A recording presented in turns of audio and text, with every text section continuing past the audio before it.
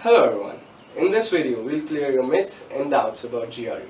And to enlighten us, we have with us Mr. Prashant Hemnani, Managing Director of the Globalizers in Indore, which is one of the leaders for foreign education in Central India. So, thank you for joining us. Thank you for having me, Aditya. We have a lot of questions for you today. I'm all set to answer them. Yeah. And starting with the first question, what GRE is all about. Aditya, GRE is one exam that one has to take if one wants to pursue masters from outside India, preferably United States, and many other countries accept GRE as one of their admission criteria. The next question goes, I've heard that there are various sections in the GRE. So can you elaborate what the section are about? Okay, GRE is majorly contains three sections: verbal, mathematics, and analytical writing. And verbal is more about comprehension and vocabulary. Mathematics is a simple 10th level mathematics, very fundamental mathematics is being asked in the exam. And writing, there's an essay tasks which are given to you where they check that whether you are able to present your ideas in an organized written fashion. So GRE mainly has three sections: verbal, quant, and analytical writing. Is there any eligibility criteria for giving GRE? Yeah, it's a common question that people ask us, that what is the eligibility criteria for GRE. So as such, GRE has no eligibility criteria, right? People think that they should have this much of percentage to take GRE. Some people think that if they don't have such and such profile, like a lot of research papers, and so anybody who wants to study outside India, specifically in United States, I think they should take GRE irrespective of their profiles. Okay. So if a student has a 56% in that higher secondary or senior secondary examination, so is it fine to have a score on going to the United States? Again, a common misconception here that a lot of the students think that if they have a lesser percentage, universities are outrightly going to reject them, and the case is absolutely not like that. When you apply in outside India, in the Western universities, even in the Australia, even in US, even in Canada, they look at the holistic, they look at the candidate in a very holistic fashion, right?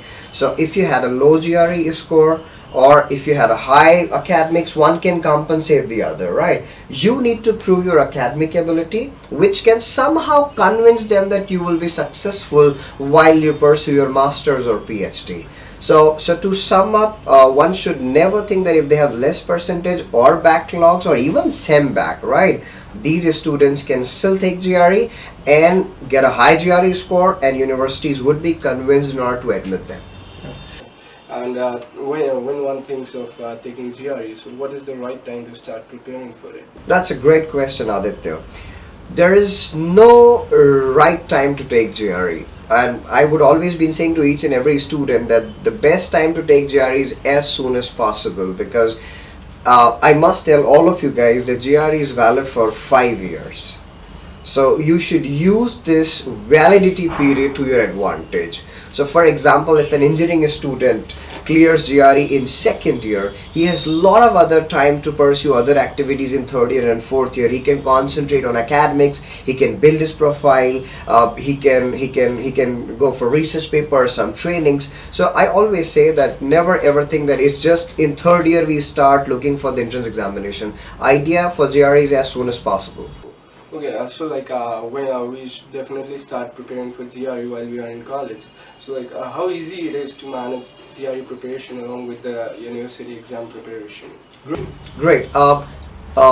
Students and specifically parents are worried about this aspect, that if they engage themselves in other activities like GRE or any other entrance, will they be able to manage with the academics and the college studies or not? My answer to is GRE, the kind of exam it is, right? Even the classroom has to be a thrice a week model, right? And you don't need to involve a lot of time while you prepare for GRE. A consistent 1 hour, 2 hour on daily basis for a period of 5 to 6 months, I think, and I think it is easily manageable with college studies. So I always say that there is no point in thinking that we'll finish our engineering and then we'll start preparing for GRE or any other entrance examination, which ultimately results in a loss of almost 1 year. It's like a drop.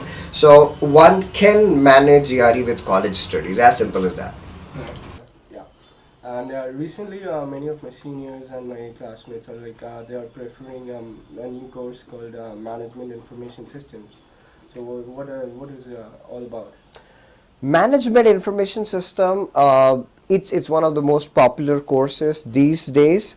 We all know that while we are doing our engineering or any other degree, we always have similar masters in that same field. Like if you're from computer science, you can always do a master's in computer science. If you're in electronics, you can always do a master's of electronics. But when it comes to a lot of the students, they have this idea that they're not very interested in technical, right? So there is very popular degree, a new skill set, management information system. It gives students an orientation of techno managerial skill set, where they learn business courses and where they learn technical courses, and how these two integrate, and that results in subjects like business intelligence, subjects like IT project management, subjects like database management. So MIS is a very hot field at this point of time, and on a similar line there is very popular upcoming field, business analytics. So we all have heard about big data these days. It's one of the hot words. So even analytics is a very famous course, and this is also an amalgamation of technical plus managerial courses. So MIS is for everybody who doesn't want to continue in hardcore technical domain and they want to make a move towards something techno managerial. So you become a business intelligence consultant, right? You become a technology consultant, and it's a great course. So I advise everyone to get themselves as much as aware as possible about MIS degree. If someone wants to go get an admit into a core MBA program into a university, so is GRE helpful for this? We can get into an MBA program through GRE, because GRE in the last 3-4 years has penetrated a lot of business schools. So earlier there was only one entrance examination which B school used to ask for, and that was GMAT. Lot of B school, not all, Aditya, not all, but almost 60 to 70% of them speak a language as GRE or GMAT. So if somebody has a GRE score, I think, and if the B school that they are aiming, and those B schools accept, GRE as a part of their admission criteria, they can apply to that particular B school. So with GRE we can go for an MBA. So how the GMAT preparation is different from the GRE preparation? I think the two both are very popular exams, GRE and GMAT, right? Exam patterns are almost altogether different, right? Somewhere there is some similarity in verbal, there is some similarity in the quant, but overall I would always say that GMAT is a slightly tougher exam than GRE, and one has to decide that what exam they want to pursue, what is going to give them maximum benefit, whether it will be GRE or GMAT. So I think GRE versus GMAT is a very common misconception, right? However, GMAT is purely for those people who just want to focus an MBA from a top business school, and specifically for those who have a lot of work experience, right? So 2 to 3 years of work experience that you have, you can give GMAT and go for an MBA. Okay, so going for an MBA program through GRE doesn't require work experience? No. It's never like the case. MBA needs work experience irrespective of you apply with GRE or with GMAT. Doesn't make a difference. It's just that if somebody prefers GRE as a pattern, they can give GRE, right? There are some sections in GMAT which students find a lot tougher, so they can move towards GRE, right? But my advice to all of you, if you're just looking for an MBA, GMAT would still be a preferred choice over GRE. So now that if one has given or taken GRE, so what are the next steps one should follow for getting an admit into a university? Great. Once you have your GRE scores ready, once you have your English test scores, that would be either IELTS or TOEFL. Once these both scores are ready, and once your academics till 6 semesters or pre-final year is all set, then universities are finalized out there. So based on your entire profile, which includes academics, projects, GRE, TOEFL, and everything that you have in your profile, extracurricular activities, universities are being finalized, and the next process is to apply in those universities, which are most of the cases they're online applications, right? So any university, you have to fill up online applications. You have to decide universities, for you very judiciously, so that you can get an admit. So you apply to some, long shots, you apply to some moderate, you apply to some safe universities. So you apply, and then once you've done the application, within 3-4 months you get to know where the scholarships you've got, where the admissions you've got, and you finalize one university and you go for the visa. Oh yeah, like I've heard that studying into a foreign country can cost like very high on your wallet. So like what are the financial background one should have for doing and studying abroad? Well, this is probably one of the best questions probably I would answer, and people always ask us that what is that amount of money minimum one has to have when it comes to study abroad. And a lot of people don't even consider studying abroad because they have presumed in their minds that you need to have 40 lakhs, you need to have 50 lakhs, to pursue studies abroad. The answer is you don't have to think about financials primarily. The idea and the knowledge that we tell everyone, that there are scholarships which are available. One has to have a good GRE score or otherwise a good profile to get that required funding. And there are a lot of tools available. So there is no fixed parameter that one has to have 20 lakhs to study abroad, there has to have 40 lakhs to study abroad. It is unanswerable. You can't answer this actually. So there's no fixed amount required, because a lot of people who came to us with minimal budgets like 10 lakhs, 5 lakhs, we were able to send them to states with scholarship, and they hardly spent anything on their graduate studies. So one has to be very clear that do not get into this myth that every time you need to have a lot of money when it comes to studying outside India.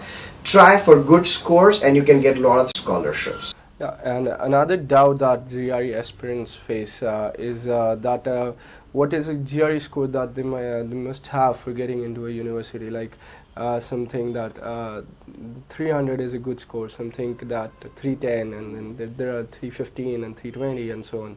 So what is a good GRE score for getting a topmost universities, or top 50 or top 100? Yeah, I would again say that there is no cutoff for GRE. People think that if they don't have 320, they cannot apply to a good university. Some people think that if they don't have 330, and if they have given GRE and they don't have a score of 330, they stop considering applying to universities. While the truth is, commonsensically have as good GRE score as possible. And as a trainer for GRE for years, the way I believe, almost an average student can easily get 320, which is considered as a very good GRE score, right? So 320, 325, 330s put you in a very healthy zone, right? But if you do not have a good GRE score, let's say you have a 295, for example, which doesn't sound a good GRE score at all. If you have a 300 GRE score, do consult experts and let them know that this is their GRE score, and can still they get admission into a decent university. So having a low GRE score doesn't write you off at all, right? But yeah, ideally as a trainer, I want my students to score 325, 330s. So that's how it is. Now that we have a good profile, a good GRE score, so what does the admission and the application process goes? Like, how do we apply to a university? Having the SOPs and a word of those different terms. Yeah, there are majorly three important components when you apply to the university. One is your academic track record. So you need to get your transcripts done from your university. Second, your GRE scores. So you forward your GRE scores officially from ets.org or gre.org, and same goes with the TOEFL or the IELTS, whichever English test you have given.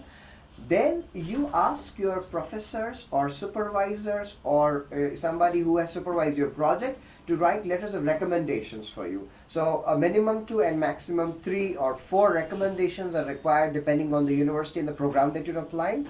And apart from letters of recommendation, there's a very important component of your application is a statement of purpose.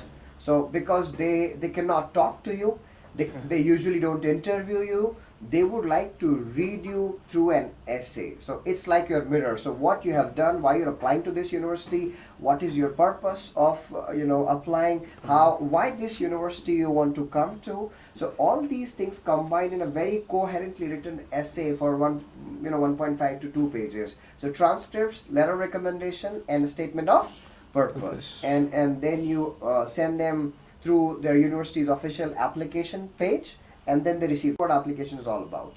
Yeah. So that's all for today, and thank you, sir, for your valuable inputs. And It's my pleasure, Aditya, to be here, and I highly appreciate Literary Club for doing such kind of wonderful activities, and you guys should continue such efforts in making students aware. yeah, definitely, sir. And I would like to thank our audience, and also stay tuned for more videos. Thank you. Thank you.